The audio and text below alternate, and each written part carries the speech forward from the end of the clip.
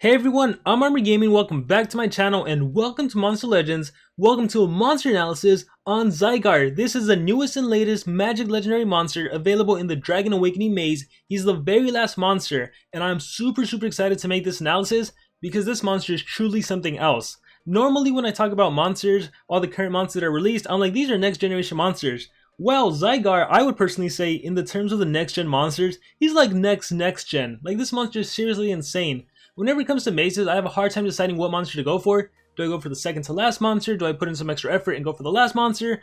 As much as I love the dragon, as much as I love Draghar, I'm sorry, Zeighar is the way to go. He is phenomenal. Like I said, in terms of next gen monsters, he's like next gen. So without further ado, let's just jump into the analysis. His life stat is 34,080, that's nothing too spectacular in the magic category, it's still a good enough life stat. His power stat is 3454, which is also nothing too spectacular in the magic category. They're playing monsters that boast a higher power, and he really doesn't need a power, he's a deny monster, so that doesn't even matter. What does matter is his speed stat, 3531, that is an incredible speed stat, especially in the magic category. Currently the fastest monster in the magic category is War Master Charizard with a speed stat of 3575.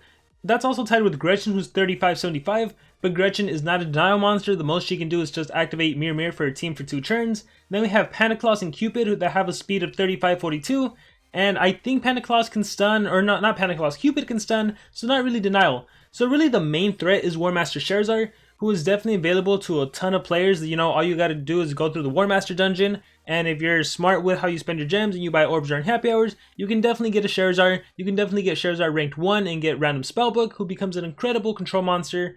Like seriously, Charizard can do great Dispel, which removes all effects in the game, and he gets an extra turn. Random Spellbook applies 1 random control skill to all of the enemy monsters. He has another skill that activates cooldowns on all of the enemy monsters, so Charizard is a force to be reckoned with. However, I'm willing to say that Zeighar might actually be able to beat a War Master Charizard in the right scenario. So that's like why I'm super excited about this monster. Like, I can't believe he's just a quote-unquote like regular monster. This monster might be kicking off what's going to be the new elite monsters going on to the second half of 2019. You know, in the first half of 2019, January through June, we had a ton of great monsters, but Zeighar is really starting off the second half strong. So first of all, his trait is Anticipation, which is already plenty good. You know, Anticipation is countering so many extra turn monsters. Whether a monster has just 1 extra turn skill, the opponent has to really think twice before doing that turn transfer skill. And then obviously Voltix and Xylas and Charmless, they're like no match for any monster that has Anticipation. On top of that, this monster can block Resurrection. So that is a punch in the face to anyone that has a resurrection skill, aka Sammy, aka Necromancer, literally any monster that can revive, not when Zygarde's on the field.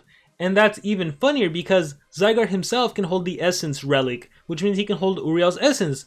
Which means if this monster was to die, he can actually resurrect himself thanks to the power of the Essence. So that's awesome. And on top of that, he can hold the Staff Relic. The Staff Relic, you can take advantage of stamina draining, stamina recovering. So he doesn't necessarily have to worry about stamina, and at the same time, he can drain enemy stamina. So fantastic relics for this monster, fantastic traits.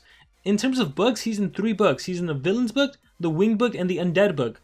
Once again, those are some books that Sammys are in, so he can take on a Sammy. Or take on Sammy's revival aspect. He's in the Undead book, that's where a lot of revival monsters are. So Zeighar, he's going to be a force to be reckoned with, but again, I'm comparing him mostly in the magic category, which is, can he take on a War Master Charizard? Well, the answer is going to be yes, and let's get into it. So tier 1 skills, the Dream of a Dragon, deals moderate magic damage, applies nightmares to one enemy, that's whatever. Powered by Dragons, deals moderate special damage to one enemy, gives 25% stamina to all allies. It has no cooldown, so even if you got hit with cooldowns activated, you can at least give your teammate stamina, deal some damage, but nothing too spectacular. Never Dying Curse, deals moderate magic damage to all enemies, applies curse to all enemies. So in Scuzz Group 1, this monster already has an AoE curse. And curse, for those of you that don't know, will take away enemy stamina and HP by 10% on the first turn, it doubles to 20% on the next turn, and then it doubles again to 40%. So 40% of stamina and HP will be lost on the third turn. Let's keep going. Bend Will applies guard down to all enemies, applies block positive effects to all enemies, requires cooldown. So with guard down, it makes it so your attacks always land, and with blocks positive effects, that is a super useful effect going forward in the meta, because this prevents the enemy from applying any positive buffs, whether it's a stamina regen, a life regen, whether it is a shield, whether it is something that blocks negative effects, like having block positive effects is going to be super useful. If an enemy monster, we have Mephisto just got released, we have Dunrod, they started the game off with Megatons. Well, once their Megaton runs out, they have to reapply the Megaton, but if you can block those positive effects, heck, it'll even remove it. Or even if you try to stun a monster, freeze a monster, possess a monster, now when you do a control skill on an enemy, they become immune to freeze, immune to stun. If you block positive effects, if I'm not mistaken, that'll prevent the enemy monster from getting that immunity to stun, which means you'll be able to chain stun again, you'll be able to chain freeze. So that is super valuable. And then the guard down makes it so your attacks always land. So all of your other attacks, doesn't matter that their accuracy is 90, 95, it's always going to be landing.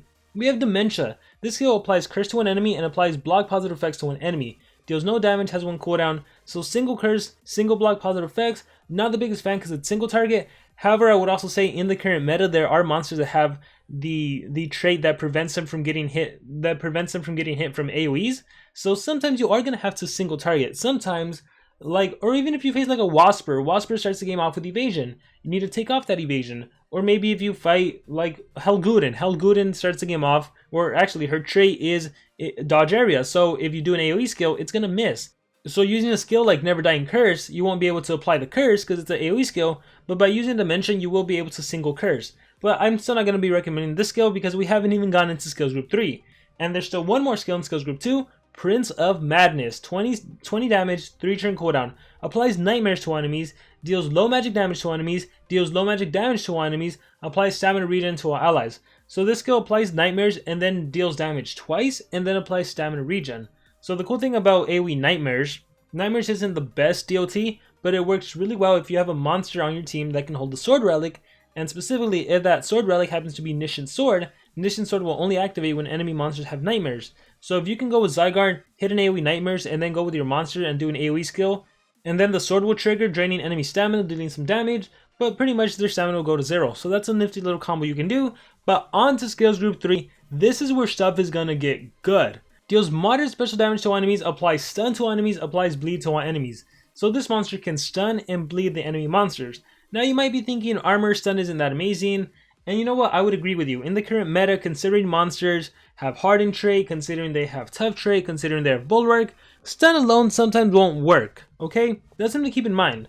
But keep in mind that this monster also has guard down. Keep in mind that this monster is not alone in a battle. If you partner him up with the Charizard, he has True Vision, so the stun will land. He also applies the bleeding, which will reduce enemy HP and reduce the damage output by 20%. And now to get on to this amazing skill that is, in my opinion, what makes this monster truly amazing and truly stand out.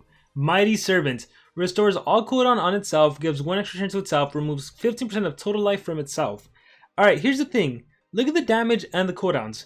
Obviously 0 damage because it's self skill, but 0 cooldown. I was not expecting this. I was definitely not expecting this. And maybe you might be thinking armor makes sense at a 0 cooldown because it restores a cooldown anyway, so why give it a cooldown? But you see, here's the thing.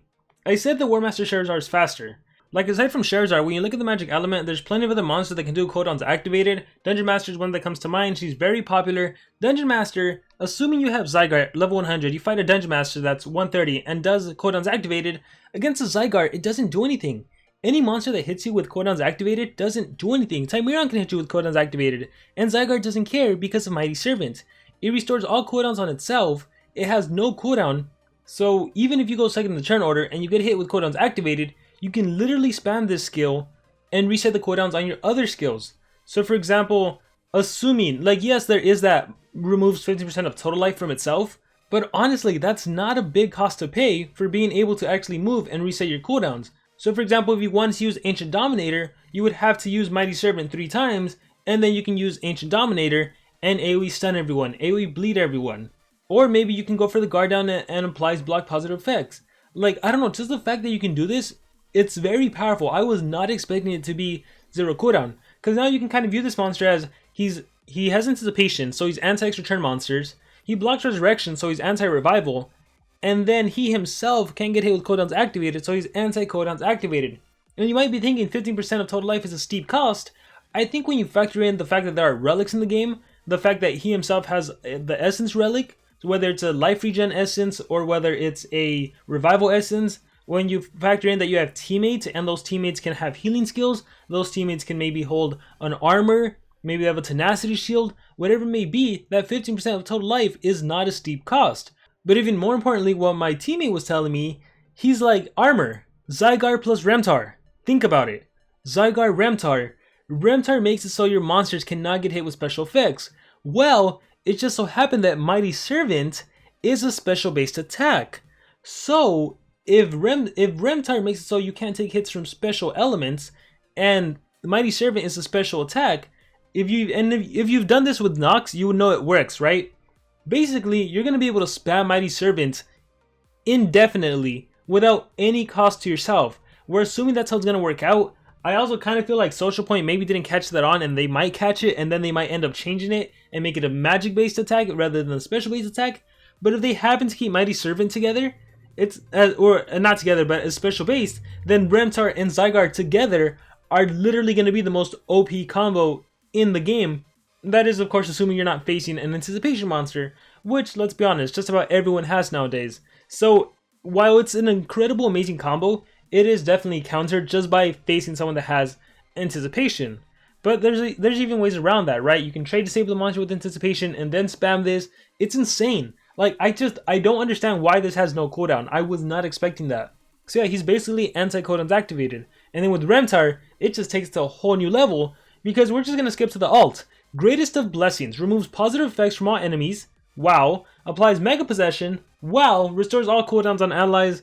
You don't even need that. So basically, with Remtar, you'd be able to spam Mighty Servant until you get your ult, and then Mega Possess the enemies. Like, what the heck is that? That's insane. So yeah, Mighty Servant is ridiculously powerful. I love that. I absolutely love that a lot. And then, lastly, we have Dominate Enlightenment. Applies Possession to an enemy, applies Daze to an enemy, deals moderate magic damage to an enemy, requires cooldown. So this monster can AoE stun, this monster can single possess, this monster can AoE guard down and block positive effects, this monster can AoE curse, this monster can also AoE nightmares and give your team stamina regen. This monster can revive himself if you have Uriel's Essence.